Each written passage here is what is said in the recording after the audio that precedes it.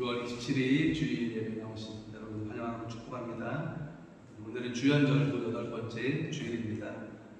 예배로 나아가겠습니다. 자리에서 일어나셔서 예수 우리 왕이여 하나님 앞에 찬양하시겠습니다.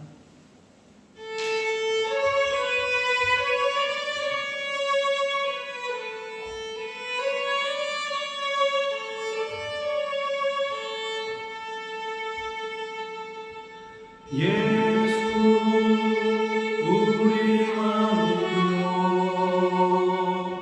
이곳에 오소서 보좌로 주여 임하사 찬양을 받아 주소서 주님을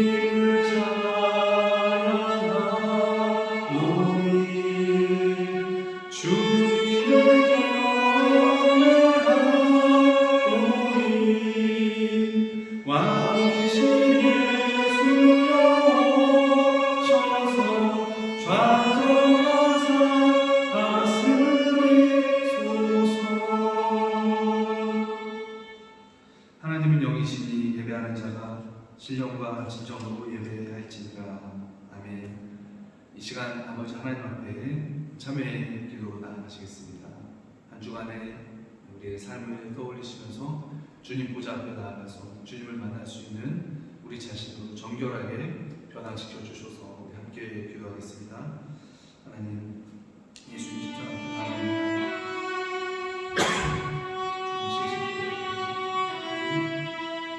주님의 십자가의 피로 정결하게 씻으시고 사랑 주시옵소서. 하나님 앞에 나아가서 주님을 만나는 심령, 주님께서 깨끗하게 이 시간 변하시고 주시옵소서.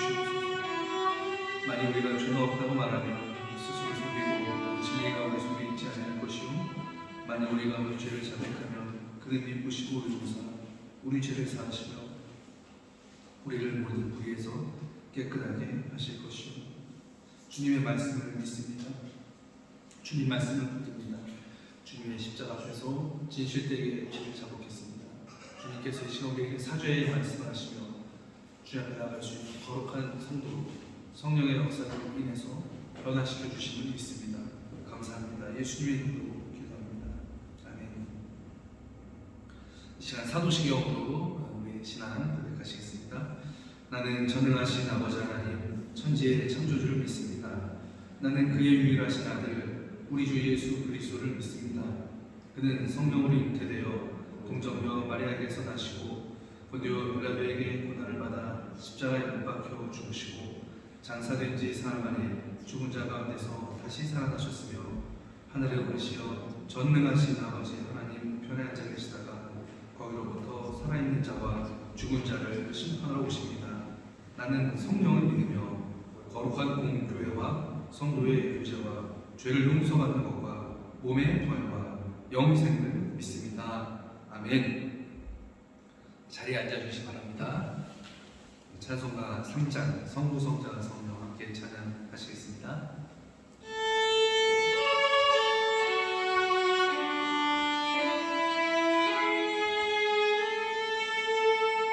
성부성자 성령 찬송과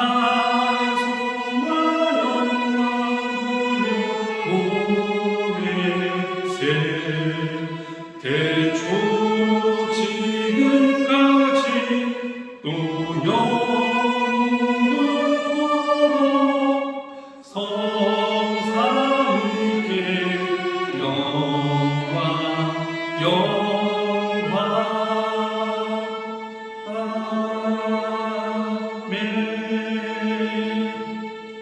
아멘. 교동문은 19번입니다. 시편 32편 교동문 19편을 교독하시겠습니다. 허물의 사함을 받고 자신의 죄가 가리어진 자는 복이 있도다. 하나님의 간사하며 여호와께 정죄를 당하지 아니하는 자는 복이 있도다. 내가 입을 열지 아니할 때에 종이 신음함으로 내 뼈가 쇠하였도다. 주의 손이 주야로 나를 부르시오니 내 진액이 빠져서 여름 가뭄에 마름같이 되었나이다. 주께 내 죄를 알고 내 죄악을 숨기지 아니하였더니 곧 주께서 내 죄악을 사하셨나이다. 이로 말미암아 모든 경건한 자는 주를 만날 기회를 얻어서 주께 기도할지라 진짜로 홍수가 범람할지라도 그에게 미치지 못하리이다. 주는 나의 은신처이오니 환난에서 나를 보호하시고 구원의 노래로 나를 도우시리이다. 너희 의인들아 여호와를 기뻐하며 즐거워할지어다. 마음이 정직한 너희들아 다 즐거이 외칠지어다. 아멘. 찬송 32장 만유의 주제 함께 찬양하신 후에 우리 여승희 사모님께서 예배를 위해서 기도해 주시겠습니다.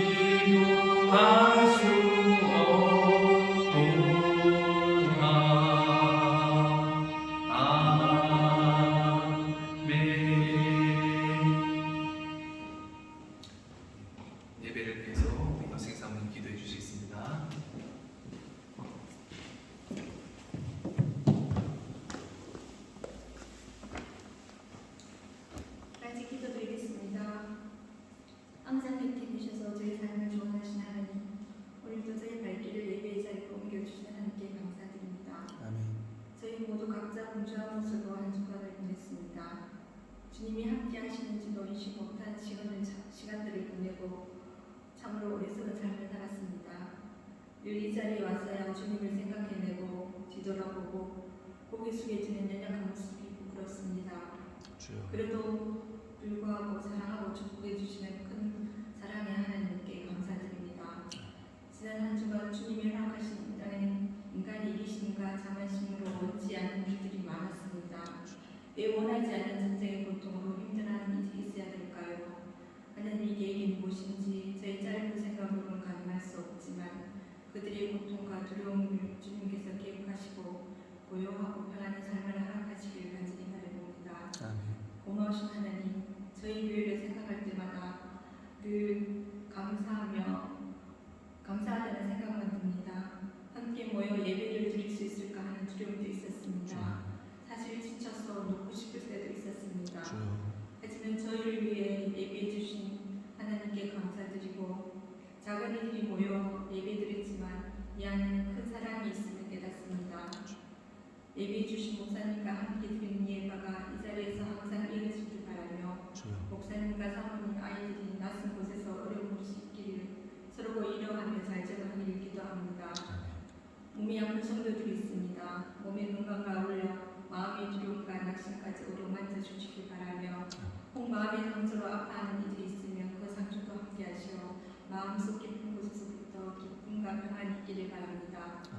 오늘 예배가 진정으로 드리는 예배가 되길 바라고 목사님의 말씀이 또 한 주간 살아가는 저의 삶에 옵시고 보고 되새기는 말씀이 되길 원합니다. 이 예배를 위해 수고하는 모든 이들의 손길에 은혜를 내려주시길 바라며 예수님 이름으로 기도드렸습니다. 아멘.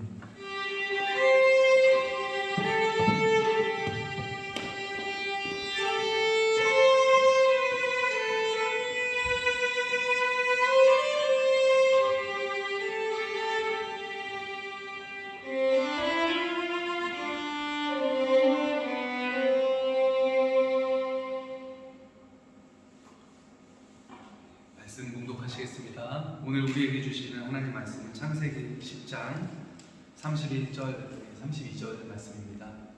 우리 두 절인데요. 한 목소리로 합독하시겠습니다. 이들은 셈의 자손이니 그 족속과 언어와 지방과 나라대로였더라. 이들은 그 백성들의 족보에 따르면 노아 자손의 족속들이요 홍수 후에 이들에게서 그 땅의 백성들이 나뉘었더라. 아멘.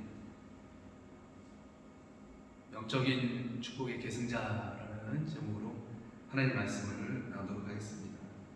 하나님께서는 노아에게 이제 방주에서 나온 노아와 노아의 자녀들을 다시 축복하셨죠. 그리고 그로부터 인류가 쭉 다시 이제 번성되기 시작합니다. 지금 뭐 인종은 다르고 신체적인 특징은 우리 모든 이제 대륙에 있는 사람들이 다르지만 인류는 뭐요? 성경에서 보면 노아의 후손으로부터 이렇게 번창하게 된 한 가족이죠. 그래서 노아의 세 아들이 있죠. 셈, 함, 야벳입니다. 그래서 오늘 뭐 10장에 나오는 족보를 우리가 다 살펴볼 수 없기 때문에 대략적으로 이렇게 보여드리면서 설명을 하도록 하겠습니다. 지도를 다음 장에 있는데 한번 띄워주시면 감사하겠습니다. 네, 보이시나요? 지도? 네. 그래서 다음에 지도는 이 셈, 함, 야벳의 이 자손들이 쫙 퍼져나가서 정착한 것을 대략적으로 보여주고 있는 지도입니다. 먼저 셈 보이시죠? 셈. 저게 무슨 색인가요? 약간 파란색 비슷한 저 색. 저기가 이제 셈의 자손들이 퍼져나가고 정착하고 그러한 땅을 이제 보여주는 거죠. 그래서 이란, 파키스탄, 인도 방향으로 쭉 가죠. 인도 방향으로 쭉 가면 뭐가 있을까요? 실크로드가 있고 그걸 넘어가면 중국이 있죠. 그리고 우리 한반도까지 있죠. 그래서 많은 학자들이 한민족이 셈의 후예다 이렇게 추측을 합니다. 그래서 퍼져간 그 어떤 그 방향을 보면 이제 그렇다는 거죠. 그래서 아랍 인종들 또 황인종들의 조상이 된다 이렇게 생각하고 있겠죠. 생각할 수 있겠죠. 또 함을 보면은 뭐예요? 요르단, 이집트를 거쳐 아프리카 방향으로 갑니다. 빨간색이죠. 빨간색 방향을 보시면 뭐 대략적으로 보시면 됩니다. 그래서 이집트와 아프리카 방향으로 퍼져간 그 노아의 아들들이 이제 함의 아들들이다 이렇게 생각할 수 있죠. 지정학적으로 보면 이제 그렇다는 거죠. 야벳은 어딜까요? 그러면 녹색. 우리가 있는 이 독일이죠, 유럽이죠. 야벳은 터키랑 그리스를 거쳐서 유럽 방향으로 퍼져나가요. 그래서 지금 이제 유럽 사람들은 야벳의 후손이다 이렇게 볼 수가 있겠죠. 노아의 세 아들을 이제 본다면. 그리고 이제 유럽 사람들이 언제 그 아메리카 대륙으로 건너갔죠. 그래서 그곳에서 뭐 슬픈 역사긴 하지만 원주민들을 이렇게 병합하고 미국이랑 캐나다 이제 이런 나라들을 건설하죠. 그래서 아메리카 대륙도 사실 야벳의 후손들이 정착했다고 말할 수가 있죠. 그래서 이렇게 역사적으로 볼 때 시간이 지날수록 이 강력해졌죠. 이 야벳 족속들이 많은 복을 받았죠. 그래서 왜 그럴까요? 이유가 많겠지만 일단 말씀에서 근거를 찾아볼 수 있습니다. 9장 27절을 보면요, 노아가 이렇게 축복합니다. 하나님이 야벳을 창대하게 하사 셈의 장막에 거하게 하시고 이렇게 축복을 합니다. 그래서 노아가 야벳을 창대하게 하사 이렇게 축복하죠. 그래서 노아의 예언대로 축복대로 바램대로 야벳의 후손들이 유럽 전역에 이르는 광대한 지역으로 퍼져나갔다는 거죠. 또 어떻게 축복했냐면 셈의 장막에 거하게 하소서 이렇게 축복했습니다. 야벳을. 그래서 야벳의 후손들이 뭐예요? 이제 유럽을 건설하잖아요. 이제 뭐 강대국 로마도 이제 건설하게 됐겠죠. 그 후에 이제 셈의 후손이 누구냐면 이스라엘 자손입니다. 셈 계열이 많이 있는데 지금도 셈족 치면은 쭉 나옵니다. 민족들이 나오는데 그 중에 그 히브리 민족, 유대 민족이 있습니다. 그래서 야베세 후손들이 로마로 강건할 때 셈의 후예들인 이스라엘 자손이 로마 제국에 뭘 들고 들어갔습니까? 네, 맞습니다. 복음 들고 들어갔죠. 그래서 초창기에는 많이 기독교인들이 박해를 받았지만 결국 뭐예요? 로마와 유럽이 기독교 국가가 되잖아요. 그래서 이런 유럽의 역사를 보면요, 노아가 기도한 기도가 이루어진 거예요. 셈의 장막에 거하게 하소서 이렇게 기도했잖아요. 그래서 야베시 축복을 받고 셈의 장막에 거하게 됐구나. 이게 성취됐다는 것을 살펴볼 수가 있죠. 그래서 이제 말이 중요합니다. 특히나 이 하나님 앞에서 드리는 그 축복 기도는 굉장히 중요하죠. 그래서 주님 앞에서 자녀들을 축복하는 기도, 또 소중한 사람들을 위해서 드리는 기도가 중요하다는 거죠. 우리 아이들이 장난이 너무 심해서 집에서 집을 막 부시려고 해가지고 저도 모르게 커서 뭐 되려고 그러냐 이제 말을 했는데 제가 이 말씀 보면서 깜짝 놀랐습니다. 아, 말을 그렇게 하면 안 되겠구나. 말이 일종의 암시이자 예언이 되는 거예요. 그래서 같은 말을 계속 듣잖아요. 그럼 잠재의식 속에 그 말을 듣는 사람 속에 쌓이게 됩니다. 쌓이게 돼요. 그래서 긍정적인 말, 선한 말, 좋은 말을 우리가 많이 들어야 돼요. 많이 접하고. 미디어도 마찬가지입니다. 미디어 같은 거, 방송 같은 거 계속 보잖아요. 그러면 그게 뭐예요? 우리 안에 그냥 내면의 양식으로 쌓이게 된다는 거죠. 이런 말 있잖아요. 책이 뭐 마음의 양식이다. 왜 그래요? 책을 보면서 그 사상을 계속 접하게 되는 거예요. 그래서 어떤 책을 보느냐가 그 사람의 뭐랄까 가치관을 형성하는 거죠. 그래서 여러분은 말씀을 많이 접하시기 바랍니다. 그 말씀이 여러분의 뭐예요? 영의 양식이 되는 거죠. 여러분이 말씀에 의해서 형성되는 사람이 되는 거죠. 그래서 우리가 말씀도 중요하고 우리가 하는 말도 중요합니다. 그래서 특히 가까운 사람이 하는 말이 굉장히 중요해요. 그래서 자꾸 세워주세요. 여러분 옆에 있는 친한 친구라든가 자녀들라든가 아니면 동료들을 자꾸 세워주는 그런 좋은 말을 많이 하시기 바랍니다. 그래서 말이 힘이 있죠. 그래서 아주 좋은 음악을 들려준 식물이 건강하게 자란답니다. 실험도 해봤잖아요, 과학적으로. 그런데 그 어떤 좀 약간 폭력적인 음악과 욕설을 들은 식물은 뭐예요? 시들어갔다고 하죠. 그게 말에 힘이 있다는 거죠. 그래서 아이들을 혹시 키우시는 분은 장난이 좀 심하면 커서 아주 크게 되려고 장난이 좀 심하다고 생각하시고 너는 크게 될 거다 이렇게 좋은 말을 해주시면 좋습니다. 그래서 말이 열매를 맺는 씨앗이 되는구나 느낄 수가 있었죠. 이렇게 말도 잠재의식 속에 쌓이게 되는데 그냥 말이 아니고 하나님 앞에서 드리는 기도는 뭐예요? 더욱더 강력한 능력이 있다는 거죠. 하나님이 그 기도를 들으십니다. 인격적인 하나님이 그 기도를 들으시고 말씀이 뭐라고 그래요? 네 입에서 말한 대로 내가 이루어주겠다. 주님 말씀하시잖아요. 그러니까 하나님이 들으시고 응답하신다는 거죠. 또 더 중요한 건 뭐예요? 기도하는 당사자가 그 내용을 듣잖아요. 내가 주님께 기도하면서 내가 그 말을 듣는 거예요. 또 그 축복 기도를 받는 사람이 그 기도를 듣게 되는 거예요. 그게 정말 중요하죠. 그러니까 여러분 옆에 있는 사람을 마음껏 축복하세요. 그리고 그들을 위해서 마음껏 축복 기도해 주세요. 나와 친한 사람, 또 자녀들을 위해서, 또 소중한 사람들, 배우자를 위해서 마음껏 축복하시기 바랍니다. 한국 사람들이 특히 칭찬에 좀 인색해요. 인정하는 일에 인색합니다. 아마 겸손해야 된다는 뭐 어떤 티내지 말라는 우리 국민성 같아요. 민족성 같은데, 근데 저는 오히려 이제 이게 우리 민족성을 오히려 한계를 설정하는 어떤 그런 게 아닌가 생각을 해봤습니다. 그래서 근거 없는 칭찬은 뭐 좋지 않죠. 그런 데는 그렇지만 가능성이 보였다거나 잘 할 때는 마음껏 칭찬하시고 축복하셔서 서로의 가능성을 점점 더 열어가시는 저와 여러분 됐으면 좋겠습니다. 그런데 주님 앞에서 축복으로 많이 기도해 주세요. 여러분의 사랑하는 사람 정말 주님이 응답하십니다. 이 성경 말씀 보니까 그렇더라고요. 노아의 세 아들도 보면은 역사를 살펴보면 그 노아의 어떤 축복대로 다 이루어지는 것을 볼 수가 있습니다. 함의 후손들을 보죠. 함의 후손은 6절부터 20절인데 너무 많아서 이제 대략적으로 다른데 야벳의 후손 명단은 14명밖에 안 나옵니다. 그리고 셈의 후손은 26명밖에 안 나옵니다. 그런데 함의 후손의 명단 몇 명 나오면 30명 나옵니다. 이 10장에 보면 가장 명단이 많죠. 이 명단도요 보면 다 이름이 기록된 게 아니고요. 그 당시 거기서 좀 힘 있는 사람들, 세력을 떨치는 족장 뭐 이런 사람들을 적어놓은 거거든요. 그러니까 함의 어떤 세력이 가장 그 당시에는 강력했다고 볼 수가 있어요. 30명이나 이름이 적힐 정도로. 그래서 강한 힘을 기반으로 해서 이 함은 일찍 세력을 구축합니다. 나일강 무역 어딘지 아시죠? 이집트 얼마나 강합니까? 또 고대 팔레스틴 지역을 중심으로 기름진 땅과 많은 종족과 강대한 군사력을 바탕으로 해서 이 함이 번영과 풍요를 일찍이 누립니다.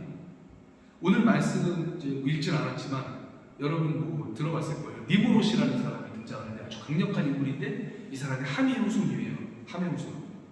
그래서 시나이 지역이라고 성경은 얘기하지만 아시리아, 메소포타미아 지역입니다. 거기에 왕국을 건설했던 사람이에요. 이 니무롯이 엄청난 무력을 바탕으로 제국을 건설합니다. 그래서 10장 9절에 보면요, 그가 여호와 앞에서 용감한 사냥꾼이 되었으므로 속담에 이르기를 나무는 여호와 앞에 니무롯같이 용감한 사냥꾼이로다. 이렇게 하고 나서 그가 정복한 도시들을 쫙 나열을 합니다. 근데 이제 여호와 앞에서 용감한 사냥꾼이라니까 좀 좋은 얘기 같은데 이 원어상으로 보면 별로 좋은 얘기가 아니에요. 이름을 풀이하면 니무롯이라는 이름의 뜻이요, 님 이게 높은 사람이라는 뜻입니다. 그리고 무롯 이제 원어는 말하실 때 반역한다, 대항한다 그런 뜻이에요. 높은 사람이 누구냐면 하나님이죠. 그러니까 하나님을 대항하는 사람이라는 뜻이에요. 용감한 사냥꾼이라고 표현을 했는데 이게 짐승 사냥을 얘기하는 게 아니에요. 많은 도시들이 정복했잖아요. 결국 누굴 사냥하는 거예요? 도시를 사냥하는 사람이에요. 마을을 사냥하고 사람을 사냥하는 사냥꾼이라는 뜻입니다. 그래서 모든 나라를 무력으로 굴복시킨 거죠. 그래서 구절을 주석하면요, 니무롯은 자기 힘이 너무나 강하기 때문에 하나님을 대항하는 거예요. 자기 힘을 믿고 사람들을 마구 무력으로 침략하고 정복하는 그런 사람이죠. 그게 니무롯입니다. 그래서 그 당시에는 강력한 힘을 바탕으로 그렇게 구축을 했겠죠. 별로 좋지 않죠, 여러분. 또 함의 후손이 장악한 지역 중에 고대 이집트가 빼놓을 수 없는 강대국이죠. 현재의 현재로 따지면 미국과 같은 지위를 누렸던 나라가 이집트가 아닐까 생각해봅니다. 하지만 안타깝게도 역사가 진행되면서 함의 후손들이 나약해져요. 셈의 후손과 야벳의 후손들에 의해서 숱한 어떤 정복과 지배를 당하게 됩니다. 왜 그랬을까요? 자기 힘이 너무 강해서 그 자기 힘을 의지했던 결과가 아닐까 생각을 합니다. 니무롯과 같은 그 군주를 무마했죠. 자기가 그런 힘이 있기 때문에 하나님을 의지하지 않는 거예요. 그래서 그런 역사가 반영된 결과가 아닐까 생각을 해봅니다. 그래서 지금도 아프리카 지역에서는 별로 무강한 나라가 없잖아요, 세계적으로 봐도. 그래서 나에게 혹시 힘이 있을 때 하나님 앞에 좀 더 겸손하게 그 힘을 잘 주님의 영광을 위해서 사용을 해야 한다는 것을 이 함의 후손으로 우리가 깨달을 수가 있죠. 힘이 강할수록 그 힘을 조종하는 핸들이 견고해야 됩니다. 덤프트럭 있잖아요. 큰 트럭 있잖아요. 큰 트럭일수록 어떻습니까? 운전대가 중요하죠. 왜냐하면 힘을 잘못 사용하면 그 힘이 뭐예요? 제약을 초래하게 되는 거죠. 요새 전쟁이 일어나죠. 러시아와 우크라이나의 전쟁을 보면서 굉장히 안타까웠어요. 각자의 입장이 있겠고 이해관계가 있겠지만 무력으로 어떤 나라를 제압하기 위해서 미사일을 쏘고 또 민간인 사상자가 많이 났다고 해요. 글쎄 그런 일은 글쎄요, 하나님이 과연 기뻐하실까? 어떤 그렇게 생명을 빼앗는 거 글쎄요, 정당화될 수 있을까요? 어떤 명분? 그런 생각해봤습니다. 또 많은 나라들이 지켜준다는 약속을 했는데도 또 지킬 수 없는 상황도 굉장히 안타까웠습니다. 그래서 한 주간의 마음이 무거웠어요. 러시아, 우크라이나 사태를 보면서 사람들 죽는 거 보면서 굉장히 마음이 눌리더라고요. 하나님이요, 저울추가 있으세요. 그래서 온 나라의 왕들을 하나님은 하나님 가지고 계신 그 저울추에 달아보십니다. 다니엘에서 나오잖아요. 벨사살 왕이 여호와의 성전에서 사용되던 기물을 가지고 아주 좋지 않은 술파티를 열었을 때 하나님의 손이 하나님이 보내신 손이겠죠. 근데 손이 나타나서 궁전의 벽에 딱딱 글씨를 씁니다. 갑자기 손만 나타나서 벽에 글씨를 쓰니까 얼마나 사람들이 무서웠을까요? 왕을 비롯한 모든 사람들 얼굴이 뭐 흑빛으로 변하는 거죠. 성경에 뭐라고 기록되냐면 그 왕은 너무나 떨어가지고 두 무릎이 막 닿다고 합니다. 부들부들 떨려가고. 그래서 급하게 그 글씨를 해석해 줄 사람을 찾죠. 그게 누굽니까? 하나님의 사람 다니엘을 불러오잖아요. 그 글씨가 뭐였습니까? 메네, 네겔, 우바르시 이런 글씨였습니다. 이 아람어입니다. 메네라는 것은 숫자예요. 메네. 숫자를 세웠다는 뜻입니다. 이게 두 번 썼죠. 강조하는 뜻이에요.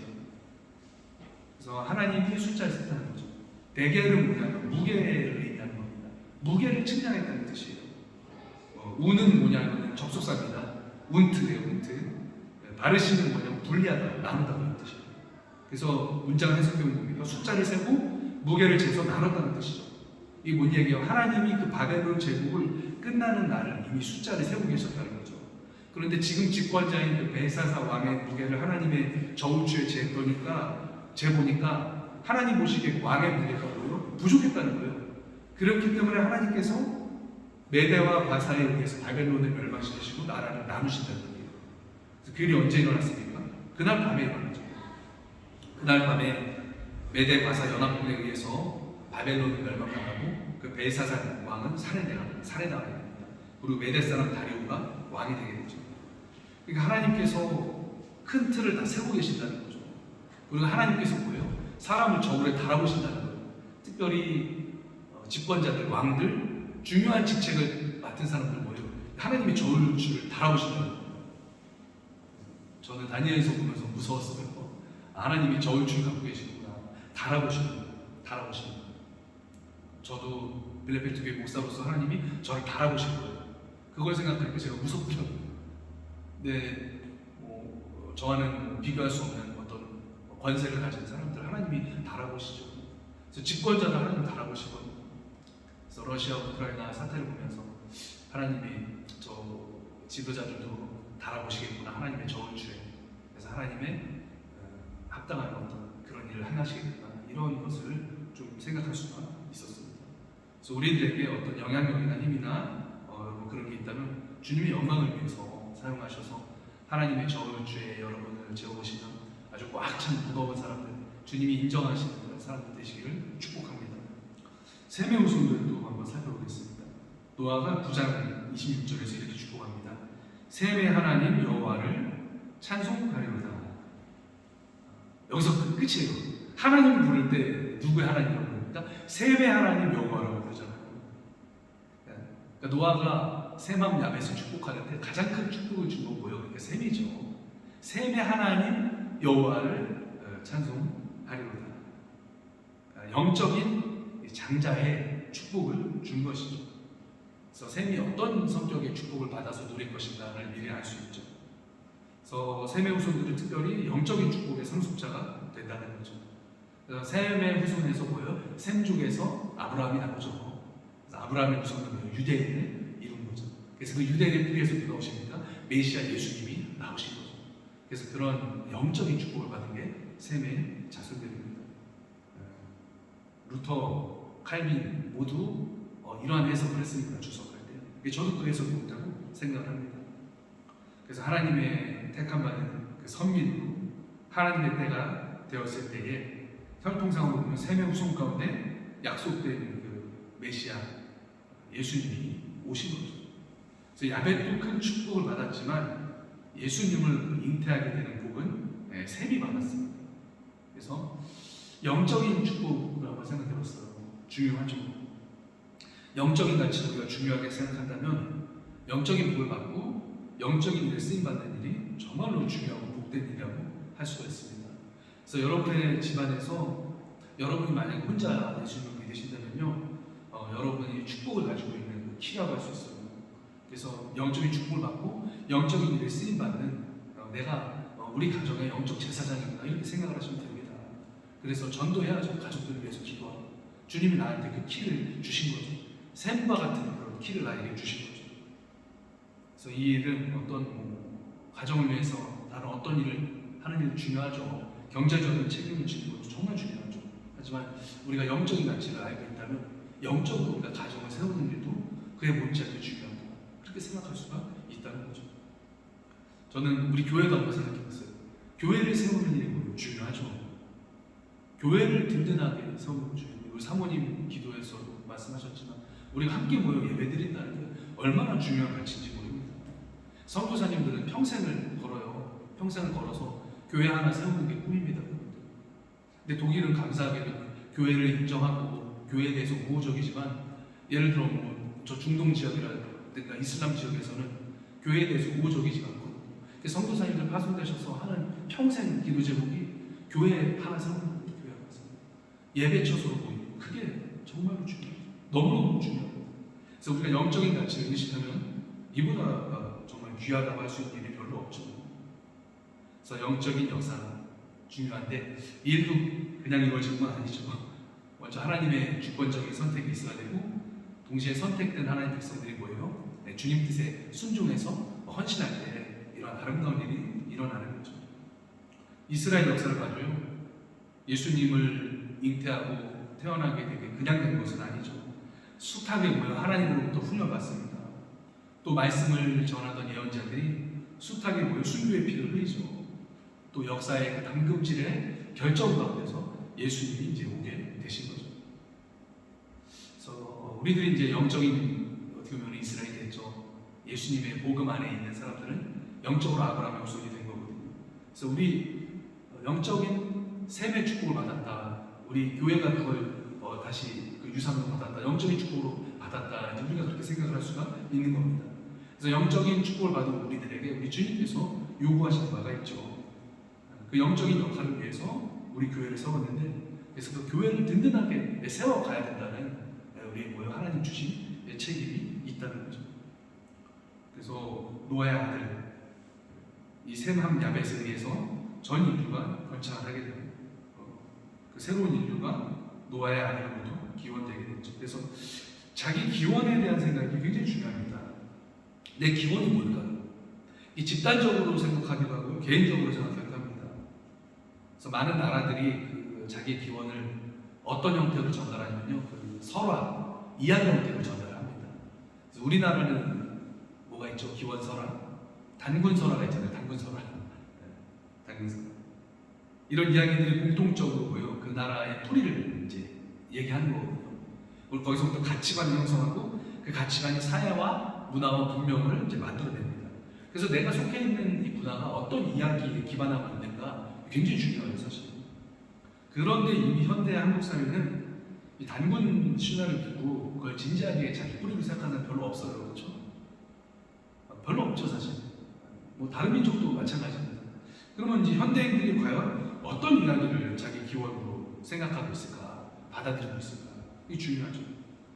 먼저는 무신론, 이 세속주의적 입장을 받아들이는 사람들이 있습니다. 그래서 영적인 세계는 없다, 신적인 존재도 없다, 그냥 이 세계는 물리적인 세계일 뿐이다. 그래서 인간의 기원은 그냥 진화의 산물이고 우연히 어떻게 세상이 진화가 되다 보니까 이루어진 산물이다. 그렇게 생각을 하는 부류가 있죠. 이 사람들은 죽음 이후에 대한 전망 어떻게 생각합니까? 죽음 없다. 죽음은 끝이다. 그냥 그렇게 생각을 하는 거예요. 미래는 모른다. 내 할 바 아니다. 그거죠, 세속주의. 죽음은 끝인 거죠. 물질밖에 없기 때문에. 그래서 여기서 이제 노출되는 유물론, 공산주의는 그런 게 있죠. 두 번째는 어떤 사상이 있습니까? 윤회 사상이 있죠. 힌두교나 불교의 사상. 내세는 있는데 돌고 돈다. 돌고 돈다. 이제 이게 원적 가치관이라고 해요. 이렇게 동그라미처럼 돌고 도는 가치관이 있죠. 우리 기독교는 직선적 가치관이에요. 창조가 있고 종말이 있습니다. 그래서 끝을 향해 달려가는 가치관이고, 기독교는 세계관이고, 불교나 힌두교는 거의 원이에요. 열반에 이를 때까지 계속 돌고 도는 겁니다. 그래서 인간도 돌고 돌아요. 태어나서 살다가 죽으면 다른 존재로 환생한다고 그러죠. 환생. 윤회 사상이라고 그러죠. 근데 이런 세계관이 문화에 들어와 있는 게 굉장히 많습니다. 대표적인 영화들도 많아요. 신과 함께 몇 년 전에 보냈지. 이 영화도 그런 사상의 뿌리를 막 갖고 있는 거예요. 한국의 콘텐츠는 이런 게 너무 많아요. 뭐 누구로 다시 태어났네, 뭐 어떻게 됐네. 이런 윤회론적인 문화 콘텐츠가 굉장히 많습니다. 가치관이 짝꿍되어 있죠. 또 어떤 가치관이 있을까요? 잘 모른다. 불가지론을 주장하는 사람들이 있어요. 어떻게 아냐, 모른다. 우리 기원도 모르고 앞으로 어떻게 될지도 모르고 그런 건 잘 모른다. 불가지론의 입장을 취하는 사람들이 있죠. 이런 사람들은 결국에 허무주의를 가게 됩니다. 그냥 모르기 때문에. 모르는데 어떻게 모르는데 무슨 가치가 성립될 수 있겠어요? 모르는 데서 와서 모르는 대로 흘러가는데 어떤 가치가 거기서 창출될 수 있겠습니까? 그래서 우리 기독교가 가지고 있는 가치만큼 사람에게 소망을 주는 가치가 없어요. 우리 뿌리가 우리 누구라고 생각합니까? 하나님이죠. 하나님으로부터 창조된 우리 인간이기 때문에 우리의 뿌리는 하나님이죠. 우리가 그리스도인으로서 가지는 우리 뿌리의 근본이 되는 정체성은 무엇인가? 갈라디아서 3장 26절에서 29절이 그 정체성을 확실하게 이야기해 줍니다. 너희가 다 믿음으로 말미암아 그리스도 예수 안에서 하나님의 아들이 되었으니 누구든지 그리스도와 합하기 위하여 세례를 받은 자는 그리스도로 옷 입었느니라. 너희는 유대인이나 헬라인이나 종이나 자유인이나 남자나 여자나 다 그리스도 예수 안에서 하나이니라. 이게 정말 중요하죠. 너희가 그리스도의 것이면 곧 아브라함의 자손이요 약속대로 유업을 이을 자니라. 이게 바로 복음이 우리를 규정하는 우리의 신분입니다. 우리의 족보예요. 우리가 예수님 안에서 하나예요. 영적인 뭐야? 아브라함의 자손이라는 거죠. 우리가 서울 출신도 있겠고 경상도, 전라도, 충청도, 경기도, 강원도 상관없습니다. 예수님 안에서 우리 하나라는 거죠. 그래서 우리가 예수님을 믿을 때 영적으로 아브라함의 자손이라는 거예요. 그래서 저와 여러분이 뭐예요? 곧 성경에서 얘기하는 참 이스라엘입니다.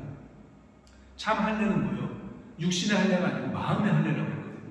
우리 주님을 믿고 거듭난 사람이 뭐예요? 영적으로 볼 때 아브라함의 자손이 된다는 거죠.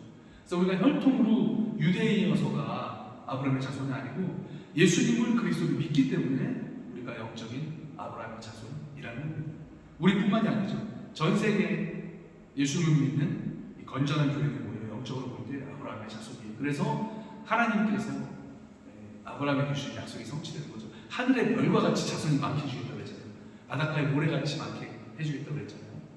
물론 아브라함의 허리에서 나온 종족들이 많지만 그런 어떤 유전학적인 것을 제외하고 영적으로 볼 때도 예수님을 믿는 모든 사람이 뭐예요? 주님에 의해서 영적인 유대인으로 편입되게 된 것입니다. 29절에 이렇게 얘기하죠. 너희가 그리스도의 것이면 곧 아브라함의 자손이요 약속대로 유업을 이을 자니라. 약속대로 유업을 이을 자니라. 하늘의 유업이죠. 하나님 주시는 하나님의 상속자가 우리가 된다는 거죠. 우리가 이 유업을 얻기 위해서, 있기 위해서 어떻게 해야 됩니까? 아버지의 일을 해야죠. 아버지의 가업을 잊기 위해서는 아버지가 하는 일을 해야 됩니다. 아버지 사업자에 가서 아버지에게 배우고 거들어야 되는 거죠. 그래서 하나님께서 하시는 일에 동참을 하는 거죠. 제가 아까 말씀드린 거예요. 영적인 가치, 셈이 받은 축복을 우리가 계승하는 사람들이 된다는 거죠. 그래서 예수님께서 승천하신 지금 시대죠. 그래서 성령께서 역사하는 시대가 바로 우리가 살고 있는 시대입니다. 이런 시대 가운데서 이 하나님이 하시는 일이 무엇일까요? 사도행전을 보면 성령께서 하시는 일이 나오는데 성령께서 하시는 일은 뭡니까? 다름 아닌 복음을 전하는 일입니다. 복음을 전해서 예수님을 믿어서 구원받는 일을 우리 하나님이 하고 계시죠. 또 이 일을 보다 효과적으로 하기 위해서 다름 아닌 거예요. 주님의 몸된 교회를 세우는 일을 성령께서 하고 계신 겁니다. 사도행전 보면은 사도 바울이 가는 곳마다 전도하고 사람들을 구원하고 그래서 훈련시켜서 우리 교회를 세우는 거죠. 교회를 세우는 거죠. 가는 도시마다 교회를 세우는 거예요. 왜 그런 줄 아세요? 교회가 없으면요, 현실적으로 제가 말씀드릴게요. 교회가 없으면요, 신앙생활이 어려워요.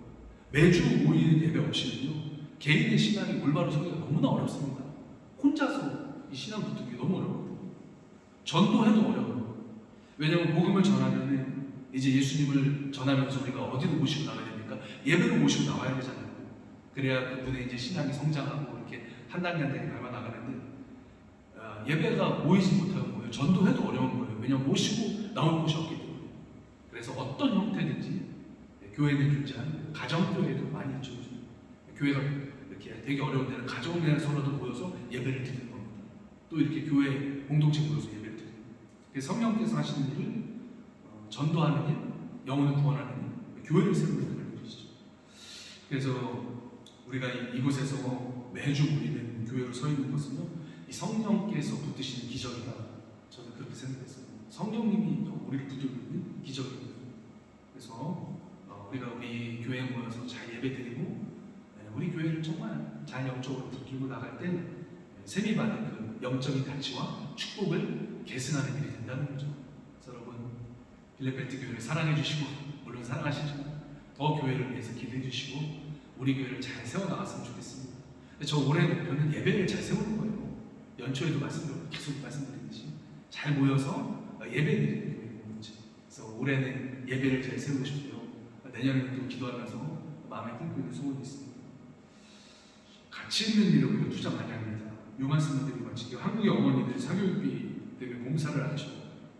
제가 조사해봤어요. 그랬더니 작년 한 해 초등학생, 그러니까 사교육을 하는 사람 중에 초등학생은 한 명당 36만 원, 중학생 사교육비는 49만 원, 고등학생은 무려 한 65만 원 그렇게 들었대요. 사교육비가 지출을 하고 있다는 거예요. 그러니까 한국은 정말 이 중학생과 고등학생 혹은 초등학생, 고등학생이 있다면 사교육비에만 한 달에 하나로 100만 원씩 넘게 드는 거예요. 왜 이렇게 투자를 할까요? 가치가 있다고 생각했기 때문에 제가 먼저 옳다 그르다 그 말씀을 지금 드리는 건 아니고 가치가 있는 일에는 그렇게 투자를 한다는 거죠. 그래서 영적인 가치, 우리가 모여서 예배드리는 이 중요한 영적인 가치를 인식하시고 예배를 잘 세우고 교회를 세우는 일에 여러분 잘 기도해 주시고 예배를 추석해 주시면 됩니다. 네, 그게 뭐 그럼 되죠. 그 상은 하나님 앞에서 결코 잃지 않을 것입니다. 그렇게 예배를 작게 잘 세워가는 저와 여러분 되시기를 주님의 이름으로 축복합니다. 우리 함께 기도하겠습니다. 오늘 말씀 들은 거 생각하시면서 기도해 주시고 또 하나님 점점 우리가 잘 모여서 너무 감사해요. 지난주에 작년 11분 오셨고요. 아이들 5분 오셨고요. 5명 나왔고요. 점점 우리가 잘 모이고 있는데 하나님 우리 이곳에 주님의 복음이 필요한 우리 한국분들 보내주시고 있어서 우리가 말씀으로 섬기겠습니다. 예배로 섬기겠습니다. 이렇게 기도했으면 좋겠습니다. 우리 함께 기도하겠습니다. 하나님 감사합니다. 주님의 뜻대로 하나님 빌레벨트 교회에 오셨습니다. 하나님 사랑하는 주님의 백성들 모으셔서 그 마음을 붙드시고 할렐루야 아버지 예배 공동체로 모이게 하시고 셈의 축복, 아브라함의 축복 영적으로 받게 하시는 너무나 감사합니다. 하나님 아직도 주님의 말씀을 들어야 하는 분들이 많이 있습니다. 하나님 한인분들이 많이 있습니다. 하나님의 말씀에 목말라하고 있고 복음을 들어야 하는 영혼들이 있습니다. 아버지 영혼 구원을 하나님 애타게 기다리고 하는 영혼들이 있습니다. 하나님 그들을 보내주시옵소서. 하나님 우리가 복음으로 세우겠습니다. 말씀으로 세우겠습니다. 또 하나님 성령께서 우리 안에 역사하시면 우리가 찾아가서 복음 전하겠습니다. 하나님 우리에게 관계를 사용해 주시고 하나님 우리 마음을 열어주시고 복음 들고 나갈 수 있게 하시고 전도할 수 있도록 하나님 우리 마음에 전도에 대한 열정, 영혼에 대한 사랑을 하여 주시옵소서. 하나님 감사합니다. 하나님 또 어려운 상황 가운데 예배를 섬기시는 분이 있습니다. 주님 한 분 한 분 주님 기억하시고 축복하시고 예배의 자리에 나온 그들 주님 기억하셔서 눈동자처럼 주님 지켜보아 주시옵소서. 하나님 또 몸이 아프셔서 나오지 못하는 분이 지체되어 계십니다. 하나님께서 붙들어 주시옵소서. 하나님 아버지 지금 재활치료 받고 계십니다. 하나님 붙들어 주세요. 하나님 무릎 수술 후에 아버지를 치유하고 계십니다. 주님 붙들어 주시고 치유가 급속도로 빠르게 하시고 주님 치유의 방선을 바라셔서 요가는 경외하는 너희에게 치유의 방선 바란다고 하셔서 하나님 붙들어 주시고 하나님 촬영을 온전히 회복할 수 있도록 그래서 함께 나와 예배드릴 수 있도록 주님을 영혼 붙잡아 주시옵소서. 하나님 감사합니다. 샘과 함과 야베스를 통해서 하나님 우리 인류를 다시 번성케 하시고 무엇보다 샘이 받은 복을 통해서 예수님이 오게 하시고 그를 통해 구원받게 하시고 또 우리에게 구원의 사명을 주시고 교회를 세우시고 우리에게 복음의 담지자 역할을 감당하게 하시면 참으로 감사드립니다. 우리 빌레벨트 교회를 세워주시고 하나님 우리 교회를 통해서 영혼 구원의 역사 또 예배의 역사 성령의 역사가 이어지게 하시는 감사합니다. 우리들이 이 일 가운데 한 마음이 되어서 쓰임받는 우리 모두가 되게 하시고 우리를 통해서 예수님의 복음이 전해지고 주님의 말씀이 선포되고 주의 이름으로 기도가 되며 주님을 찬양하는 이 귀한 역사가 끊이지 않고 이어질 수 있도록 주의 하나님의 역사하여 주시옵소서. 하나님 우리 사랑하는 성도님들 한 주간의 삶을 붙드시고 영적인 가치 하나님 그 가치를 붙들고 기도할 수 있는 하나님 어디서나 우리 성도님들 계신 곳이 하나님의 나라가 되게 하시고 하나님의 통치가 우리 성도님들로 말미암아서 그곳에 나타날 수 있도록 주님께서 붙들어 주시옵소서. 예수님의 이름으로 기도합니다. 아멘. 찬송가 210장 시온성과 같은 교회 찬송하시면서 주님 앞에 준비하신 예물을 봉헌하도록 하시겠습니다. 210장입니다.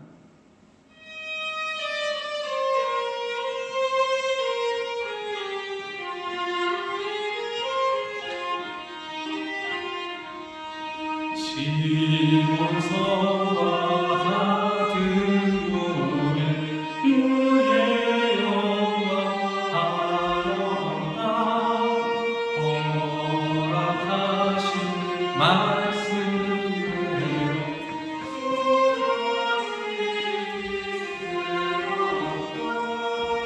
안성 위에 세운 교회 흔들 찬양하노라 모든 원수 애워싸고 아무것이 모호한 생명샘이 솟아나와 모든 성도 마시니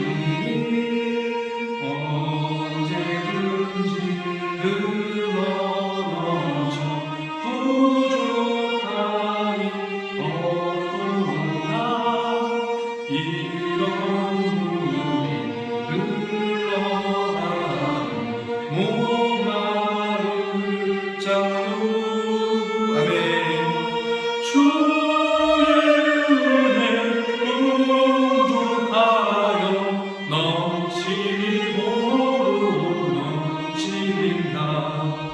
주의 은혜 내가 받아 시온 백성 되는데 세상 사람 이방에는 주를 찬송하리라 세상 얻는 모든 영광 아침만 내가 그나 주의 자녀 받을 곳은 영원으로 하도다 아멘.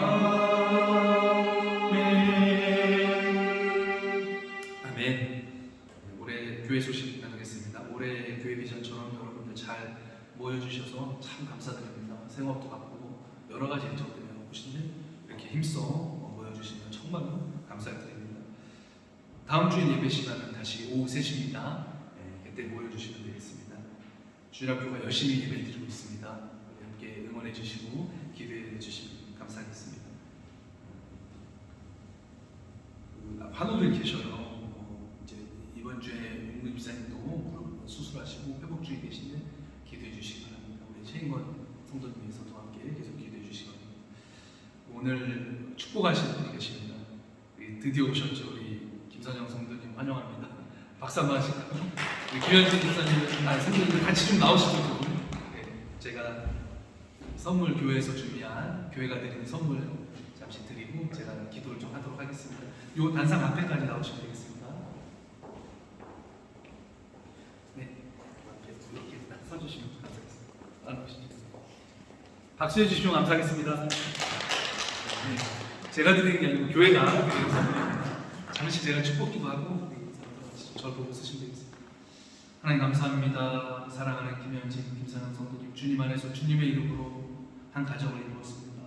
하나님 멀리 고되게 오신 우리 선영사님 성도님 건강을 지켜주시고 시차도 빨리 회복되게 하시며 하나님 아름다운 가정 온전히 잘 이룰 수 있도록 그에게 체력을 더하여 주시옵소서. 하나님 우리 현진 성도님 주님께서 함께 하셔서 주님 안에서 복된 가정 영적으로 세울 수 있도록 하나님 붙잡아 주시고 하나님 그에게 영적인 제사장의 권위를 주셨습니다. 가정을 위해서 늘 기도하게 하시고 영적으로 가정을 잘 이끌게 하여 주시옵소서.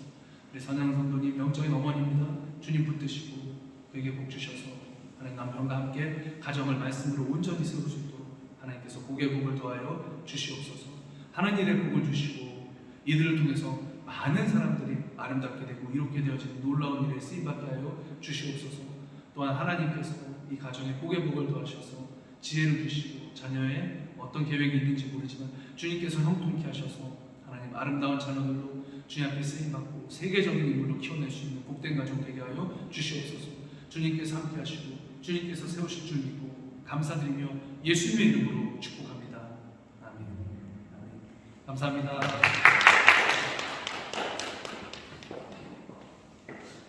함께 일어나셔서 우리 결단에 찬양하시겠습니다. 나를 놔두옵소서. 함께 찬양하겠습니다.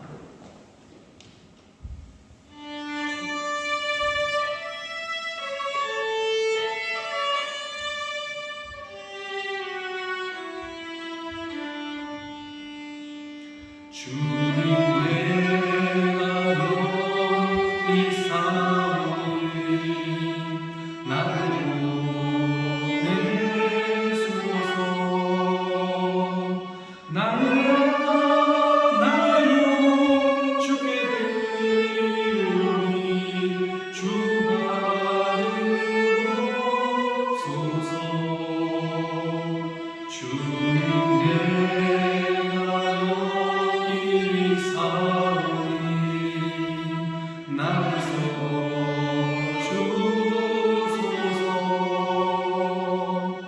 가진 것 모두 주께 드리오니 주 받으옵소서.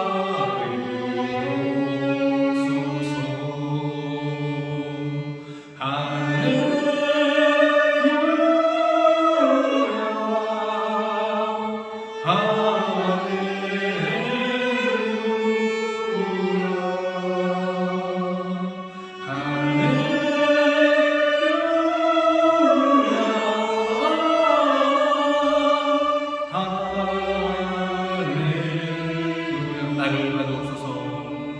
나를 받으옵소서.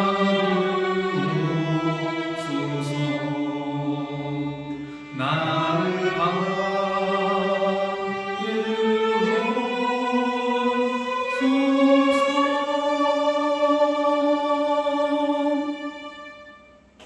하나님 감사합니다. 주 앞에 귀한 마음으로 예물 드렸습니다. 하나님 이 예물이 우리의 믿음입니다. 하나님 예물을 드린 그 마음을 주님 받으시고 흠양하여 주시옵소서. 예물이 쓰이는 곳마다 영적인 셈의 후손들이 번창되고 영적인 아브라함의 후손들이 번창되어서 영적인 가치의 일이 복음 전하는 일, 교회를 세우는 일, 하나님을 영화롭게 하는 일이 이 예물이 쓰이게 하여 주시옵소서. 들이 손길 주님께서 복 주셔서 후에 누르고 흔들어서 더 이상 쌓을 곳이 없도록 부어주시는 하나님의 역사를 체험하게 하여 주시옵소서. 지금은 우리 주 예수 그리스도의 은혜와 하나님 아버지의 극진하신 사랑하심과 성령의 감화 감동교통하심이 주님의 일에 쓰임받기 위해서 주님 앞에 헌신할 것을 다짐하는 사랑하는 블레미트 교회 모든 성도들에게 지금부터 영원까지 함께 하시기를 간절히 축원하옵나이다. 아멘.